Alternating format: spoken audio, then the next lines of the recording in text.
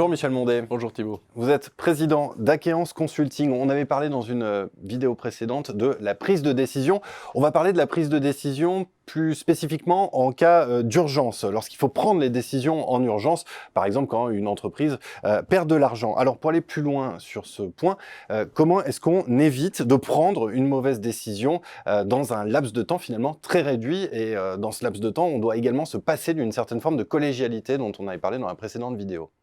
Oui, absolument. Oui, on n'est pas toujours dans la même situation. C'est clair qu'une entreprise en redressement, ce n'est pas la même chose qu'une entreprise qui fait de l'argent et qui fait du développement. Le premier sujet, je pense, sur une entreprise en redressement, c'est de ne pas se faire de règles. Vous savez, après coup, on sait très bien pourquoi on a pris telle ou telle décision et on justifie le passé, mais après coup. Comme disait un grand patron du CAC 40, la stratégie, c'est ce qu'on écrit après. Et je pense qu'il faut faire attention aux décisions trop rapides. C'est-à-dire qu'en temps de redressement, il faut faire vite, mais décider lentement. C'est un peu paradoxal parce qu'il n'y a pas de règle, si vous voulez. On peut très bien dire, on vend telle grosse filiale parce que ça fera très vite du cash. Et on dira, on a sauvé l'entreprise parce qu'on a su bien décider, il faut faire comme ça. Et on peut très bien dire, ben non, il faut garder la grosse filiale parce que précisément c'est l'historique des compétences, de la valeur ajoutée, du produit de la marque, etc. Et vendre les petites filiales. Et on aura tout autant raison. Donc il n'y a vraiment pas de règle. Il faut prendre un peu de temps pour décider, pour s'assurer d'un certain nombre de sécurité de l'entreprise malgré tout, même s'il faut faire vite. Quels sont les réflexes à adopter néanmoins ? Le premier réflexe générique, moi je pense que c'est vraiment de faire en sorte qu'on garde des compétences. Les compétences, c'est des éléments de chaîne de valeur ajoutée, c'est des éléments d'image, c'est des éléments produits, peu importe selon les métiers, on va avoir différents éléments de chaîne de valeur. C'est majeur. On ne peut pas décider uniquement sous les seules contraintes d'argent. La contrainte d'argent, c'est clair. Profit is an opinion, cash is a reality. Donc on sait très bien on meurt par manque de cash, donc le cash est un sujet. Mais pour autant, c'est là qu'il ne faut pas décider trop vite.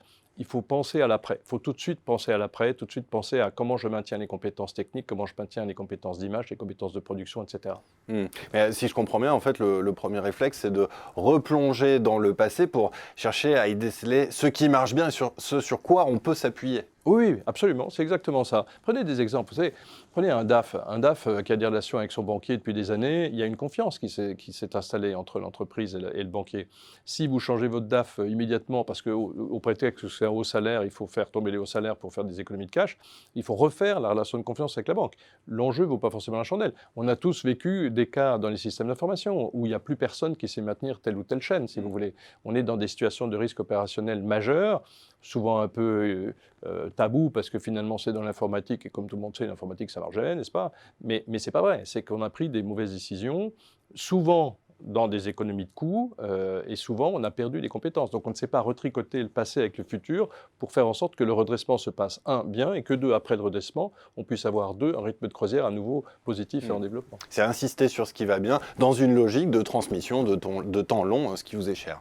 Oui, absolument. Il faut vraiment gratifier les personnes sur lesquelles on compte, gratifier tous ceux qui vont rester dans l'entreprise, parce qu'évidemment, il y en a qui partiront, pour faire en sorte que, malheureusement, l'occasion de ce redressement est aussi l'occasion d'avoir des projets gratifiants, valorisants pour les équipes, et puis faire en sorte que ces équipes soient à la fois satisfaites de leur redressement, mais sachent qu'on compte sur eux pour les projets d'après le redressement.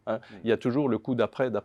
Le coup d'après. Merci beaucoup Michel Mondet pour cet éclairage sur la prise de décision en situation d'urgence quand tout va mal. Merci. Merci.